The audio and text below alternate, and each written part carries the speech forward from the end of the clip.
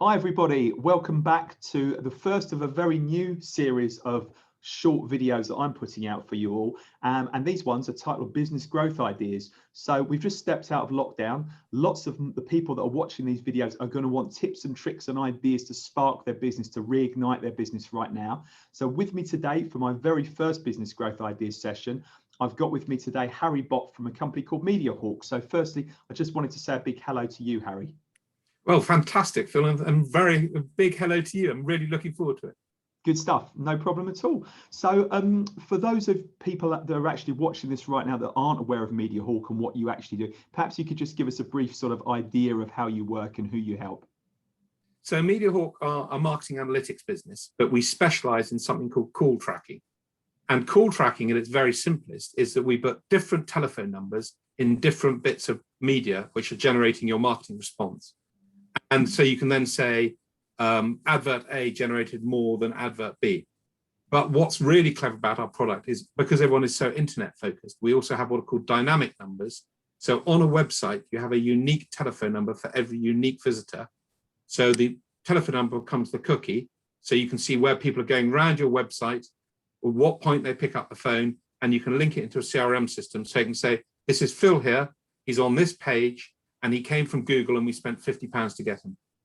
Amazing, amazing. And that you know, when I spoke to you the other day about this, Harry, I was amazed at the level of detail that was actually available these days. I hadn't used a company like yours a while ago and not had that level of details. That was fantastic.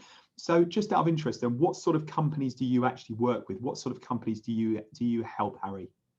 So the sort of companies we work with are those who use the telephone as an important part of their response mechanism to their marketing and anything they're doing. So that might be car dealers or care homes. So suddenly, if you've got a customer who suddenly have a need, or they want to do research because you've got a more complicated product, the chances are they're going to pick up the phone. We will then show what drove that phone call and how efficient you were at converting that lead. So you can be much more focused on your marketing and focused on your operations. Amazing, amazing. And there will be people out there listening to this that are thinking, so you know, do we need the phone anymore? Do you think it still has a part to play in most businesses? Absolutely. And just to sort of give you some numbers, in 2019, which is the most recent Ofcom figures, 39 billion minutes were done on landlines and 169 billion minutes on mobiles, or over 200 billion minutes. So the phone, we as consumers all are used to using the phone, and we are also, even in COVID, we actually like to talk to human beings. So actually the phone, although everyone goes on about the connected world, there's actually more phone minutes than there are texts being sent around. Amazing. And just out of interest then, over the last year or year and a bit that we've been in various forms of lockdown, have you seen any sort of changes in the way consumers are behaving?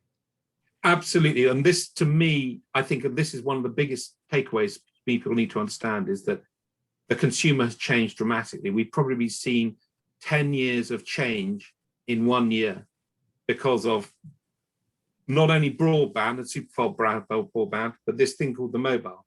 So our consumers are absolutely connected. They don't want to talk to you until the last minute when they're ready to buy from you. So they'll either buy online, or they'll pick up the phone and talk to you, and then they're ready to go. So they're much further down the buying process than they used to be as well. So we've seen a massive change on the modern consumer, and companies need to change the way they react and how they face to that consumer. Absolutely. I was on a webinar, funnily enough, this morning, where a lot of people have actually made a buying decision before they even speak to you, and being able to track them through that cycle, where they've come from, what they've looked at, how they've interacted with your content, is absolutely invaluable, I think. So I suppose will be people that are watching this right now that are thinking, yeah, but you know, I want to generate more inquiries, but where do I actually start, Harry? So have you got any ideas around that?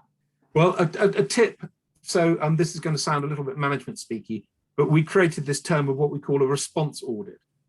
And do you know what's amazing about nearly all of my customers is they've never bought their own product. So the first thing I always try and get my customers to do is, either you or your partner or a friend, is actually go into your website or follow the journey of buying your own product, and then find out where it falls over. And in your response audit, so you'll pick up the phone, you might say, I want to have a used car, or I need to find a plumber, because you are a plumber, and actually see, right, where's my telephone number come up? Where can I email them? What do they do? And how long does it take them to respond to me? So my first tip is look at your own processes and find out, you'll find that actually quite a lot are broken. And then once you've done the response audit, you can then say, right, how do I improve my processes and what I'm doing to respond? And also, how can I then make my marketing more efficient? So do that response audit. Absolutely, and that might take a little while, but it's well worth it investing in time. I've seen a lot of people do similar things regarding mystery shopping, but you're right, most people never ever play the part of their customer, so they don't really know what is it actually like to be a customer of theirs. So have you got any real quick things that people could actually instigate today then, Harry? Yes, I have. I mean, one thing is, because we talked a bit earlier about the changing consumer, the other thing I didn't mention was they've also much more driven in COVID to localism. They want to buy locally. And therefore, you'll find that Google My Business will generate up to 75% of all of your phone calls will come from your Google My Business listing. Wow. Whereas most businesses don't take Google My Business very seriously. So not only do you have reputational risk, because people can score your business, so you need to have a strategy for managing it. But more importantly, and this is something you can change today, is you can put what's called tagging, which is basically a unique identifier to tell how much traffic is driven from Google My Business back to your website. And if there's one tip I can give any business, get on top of your Google My Business and really incorporate that into your strategy, because it's generating a huge amount of your traffic and your phone calls and your contacts. I've noticed that as well. I've heard lots of people mention the how effective Google My Business listings are compared to our own websites. Now, I'm not saying that our own websites are a waste of time. Far from it. They're usually what people look at to decide whether that person is worth phoning. But generally speaking, in terms of lead generation and optimizing your web search, then Google My Business is absolutely key to it, I think. So yeah, we could talk about this for absolutely ages, couldn't we, really? So in terms of your sort of ideal customer, the people that you've really been able to help then, Harry, what would they actually look like? It's anyone who's into marketing, i.e. spends money on marketing. I know that sounds mad, but actually has got a budget and therefore wants to start using that old thing about being, if they're consciously incompetent, they want to become unconsciously incompetent, and they want to become consciously competent, they need to start measurement. And therefore we will get them on the journey to measure and then show what's succeeding on their marketing, where all their marketing is coming from, and then operationally how they can improve. And that then becomes this positive mindset so that they can, they basically start to make more sales because they know what's working on their advertising and they've ironed out the inefficiencies within their organization. So anyone basically who wants data to understand what's driving their marketing, to use that data to improve their overall operation and processes. Fantastic. That's a really great answer. And in fact, what I've noticed is that, if we strip business down to make it really simple, we need to answer 3 questions. 1, where are we at? Number 2, where are we heading? And number 3, how are we going to get there? The first question is, where are we at, right? And how many businesses do you think out there that actually don't know where they're at because they haven't got visibility of their figures? They don't know key metrics within their business. They've never stopped to think about it. And that's sometimes the thing that's actually stopping them progress as a business owner, right? Yeah, absolutely. And I mean, I'm just looking at our own business. I try and practice what you preach. Every single lead that comes into our business, within 5 minutes, we know where it's come from, what we spent to generate that lead. Every week, we then look at the costs, and then we also look at how quick we converted that lead. And then what's the lifetime value to that customer?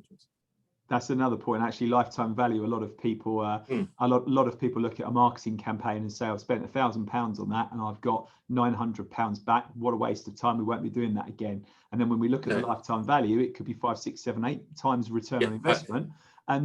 But too few people look at that. So that was a brilliant point. So thank you so much for that. So I suppose the last question is, if anyone wants to get in contact with you right now, how best can they reach you and Mediahawk, Harry? If you typed in Mediahawk, we should come up at the top. You'll see our My Business listing. You'll see all of our reviews on there, like I said earlier. And if you click on it, we'll be following you. you can then click through to our website. We're also on LinkedIn, and also I've got a particularly ridiculous name. So if you type in Harry Bott, or as I was always known as Harry Bott, you will find me on LinkedIn as well. So you generally won't forget Harry Bott as a name, and there's only one of me out there as well. Fantastic. Well, thank you so much, Harry. It's been really entertaining and Oh, really lovely. educational for me, and I'm sure for everyone that's watching this. And yeah, Yeah. maybe we'll see each other again, and maybe we can have you back again sometime. So thank you so much, Harry. Well, no, Phil, it's been an absolute honour, and I've absolutely loved it. Thank you very much, and brilliant. Thank you. No problem at all. Thank you. Bye-bye. Bye.